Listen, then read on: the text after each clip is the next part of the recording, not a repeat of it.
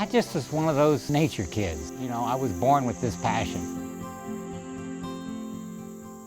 You know, I'd gotten out of college. I was radical, I was excited about life, had a BA degree in art. I was totally unemployable. So I thought, what could I do if I wanted to explore up into Canada? We were camping out and I kept looking around and there was snow-capped mountains all around me. So I started climbing up this mountain and it was like the earth and the sky were one. So I started just drawing pictures of that. It was awesome. So I went down off that ridge, and as soon as I got into the spruce and fir trees, all of a sudden, this big bird flew up. It was like a grouse, but it wasn't like any grouse I'd ever seen before. I pulled my sketchbook out, and I started sketching this bird. Then that bird flew away, and I thought, holy cow, I'm a wildlife artist. Did National Geographic hire me? Well, not exactly. I climbed up the mountain and started doing it. And I realized right then, if I wanted to do something, was not wait for validation, not wait for a job, but just go for it with passion, with integrity, with humility, determination. And it was probably 10 or 15 years later, I was talking to a Native American, and he asked me if I'd ever seen the spruce grouse. I said, why do you ask? He says, well, you know, we consider spruce grouse to be a messenger bird. When it comes around, you might pay attention because often it brings an important message. And I thought, yeah, I think I know what we're talking about. And you know, in some ways that kind of influenced my life.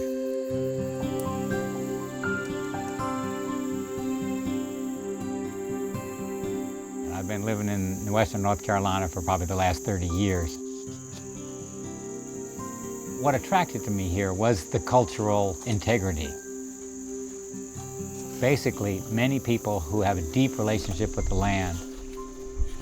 Some of my best teachers have been traditional Appalachian folks and Native Americans, and just broadened whatever book learning I could ever get.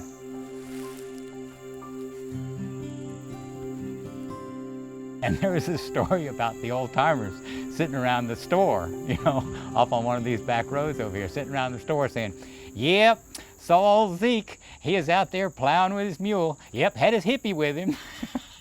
I think I know who they're talking about.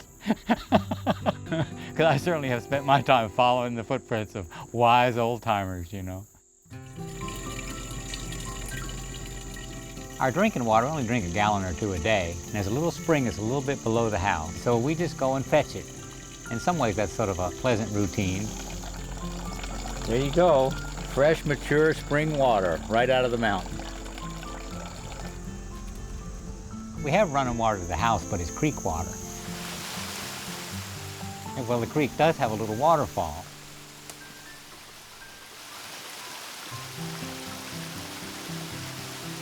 And there's a little catchment basin that catches the water. It runs through a couple of settling tanks. Then we have a buried pipe all the way to the house. It's clean water, but we don't drink that just because you never know who waded through it the night before. But what that does, that gives us incredible water pressure. So even during a drought, Yana can water the garden and keep an irrigation system going. It's a nice little scene. Thank goodness my wife Yana has a passion for gardening. Looks like we're getting a pretty good pepper year this year. Yeah, good peppers, man. They are so pretty. This is great. I'm trying to keep these tied up. So this is the time of year when everything is coming in. So our main job now is to celebrate the harvest. Yeah, let's eat one fresh. So we eat as much fresh as we can. We try to can it, we try to dry it, we try to freeze it, so we have enough to last us all winter. Yana is so good about that. She actually takes a tally of how much we eat during a normal year, and then she'll usually preserve about 1.5 times, just in case the next year doesn't produce real well. Plants, they have some of the same struggles that all of us have. How do you get along in this world? How do you protect yourself from invasive things? How do you protect yourself from pests? Often the plants that are most nutritious have something to keep things from eating them. These are stinging nettles.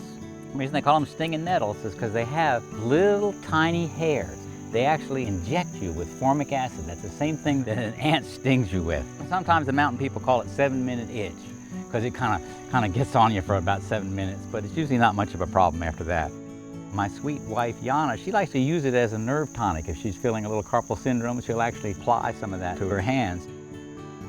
So even though this plant will sting you when it's fresh and live, If you pick it carefully, then you can take it in, drop it into boiling water, let it simmer for just a couple of minutes, and it'll turn it into a delicious vegetable. It's one of the most nutritious plants that we have here in the garden. They're good.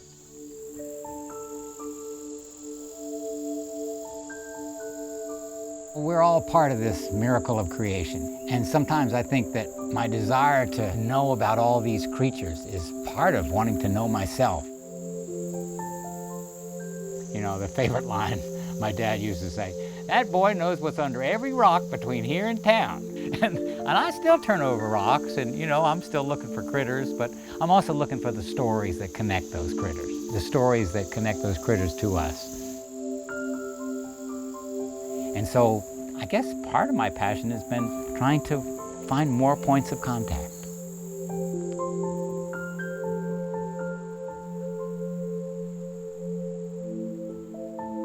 Look what's here on this little persimmon tree. This is a hickory horned devil caterpillar. This is one of our most amazing caterpillars. And look at the horns on this little devil. They're absolutely harmless, but they are probably one of our most extraordinary caterpillars. And this one's only about half grown. When they're full grown, they're almost 6 inches long. What a critter. It'll turn into a great big moth. My friend Scott Gooch always says, everything's got its weak point, its vulnerable points. You grab the crab from behind, and you can hold it safely. You hold the rattlesnake behind his head, you can hold it safely. Hold a possum by the tail, you can hold it safely. Yeah, look at this rascal. Ain't she a beauty? Let's see. Yep, she. You know how I can tell? Look at that, she's got a pouch. Our only marsupial in North America has a pouch like a kangaroo. And look at this. Very few creatures in the world that have opposable thumbs. Humans and possums. You know, humans, we've used our opposable thumbs to build great civilizations. Possums, they've been using theirs just to hold on, and they have been holding on for a long time. The first little mammals that showed up after the age of dinosaurs were almost identical to our modern possums. We maybe let you get back home. Come on, take care there, little gal. You know, sometimes people say, oh, I can't stand those old possums. Some scientists did some stomach analysis studies, and they found out that in some areas, half of their diet is copperheads. I mean, you like copperheads? Oh, look at this beauty. Oh my. This is a black rat snake. Sometimes people in Carolina, they call these king snakes. These are kind of the arboreal snakes. They really like to climb around. They're the ones that you'll find sometimes in your attic or in your barn. Well, they call them rat snakes because they love rats. Oh, what a beauty. You know, people say snakes are aggressive. They're very rarely aggressive. They're defensive sometimes. And sometimes they get really scared and they'll bite at you, and he'll get his freedom here soon enough. All right, now we're going to do the old snake charmer trick.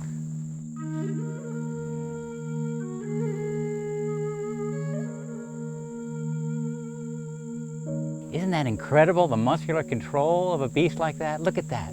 Look at how much of his body is straight up.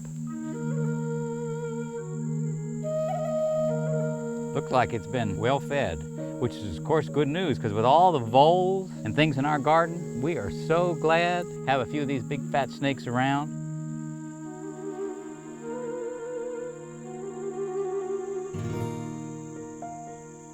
You know, some people say this is like this little Eden here with all your gardens and ponds and swamps and things like that. But you have to realize that Eden is everywhere. If we can just sort of tweak our eye, open our heart, and realize that even if it's a suburban backyard, nature just wants to be a part of our lives, since we are a part of nature.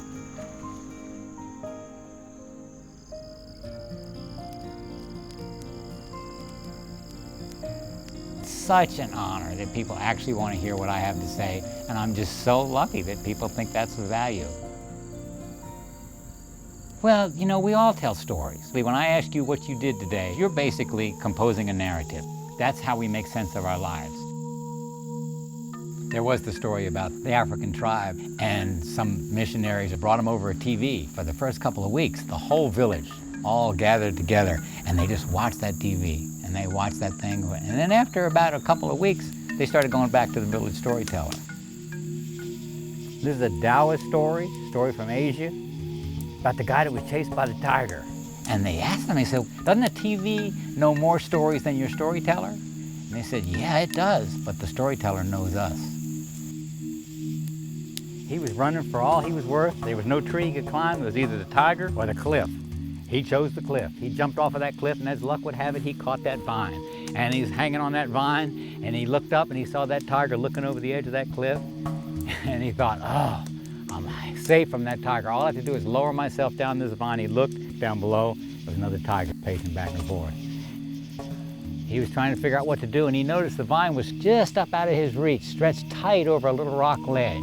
And up on that ledge, it's just up out of his reach, he saw some movement. There was a little mouse up there, a little light-colored mouse. That mouse was as light as the day. That little mouse came up, started nibbling on that vine. And that little mouse went in, and another mouse came out, a little dark mouse, dark as the night. That little dark mouse started chewing on that vine kept getting thinner. That little dark mouse went in, and the light mouse came out. Dark mouse went in, and they kept taking turns, the light and the dark, and the light and the dark. And the vine kept getting thinner and thinner, and he was trying to think, what do I do now? And he looked, and growing out of that cliff was a strawberry, a perfectly ripe strawberry. He reached out, he grabbed that strawberry, and he ate that strawberry. And he enjoyed that strawberry, and he gave thanks. And the Taoists say that's the end of that story. And that story is about our life. About how we're just hanging by that little thread of life, and the main thing we can be doing while that thread gets thinner as the day and the night pass is enjoy our strawberries and give thanks.